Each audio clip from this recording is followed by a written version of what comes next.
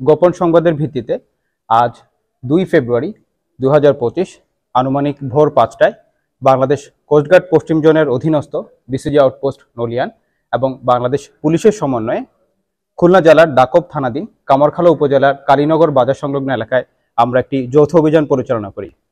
অভিযান পরিচালনাকালীন ইউনিয়ন পরিষদের একটি পুরাতন ভবন তল্লাশি করে প্লাস্টিকের বস্তায় লুকায়িত অবস্থায় আমরা 2টি 1 নলা দেশীয় পাইপগান, একটি চাইনিজ কুড়াল, 3টি দেশীয় অস্ত্র সহকারে সন্ত্রাসী মোহাম্মদ ইয়াসিন মোল্লা বয়স 40, সোহরাব সানা বয়স 60 এবং সিরাজুল সানা বয়স 30কে আটক করতে সক্ষম হই।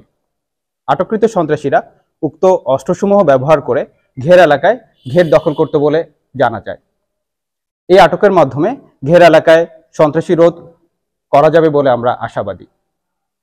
এছাড়াও আটককৃত আসামিদের বিরুদ্ধে দাকব থানায় একাধিক মামলা রয়েছে বলে জানা যায়।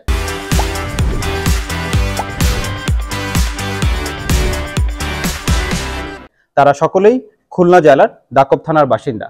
বর্তমানে আটককৃত আসামি এবং আলামত সহকারে তাদেরকে পরবর্তী আইনানুগ কার্যক্রমের জন্য থানায় হস্তান্তরের কার্যক্রম প্রক্রিয়াধীন।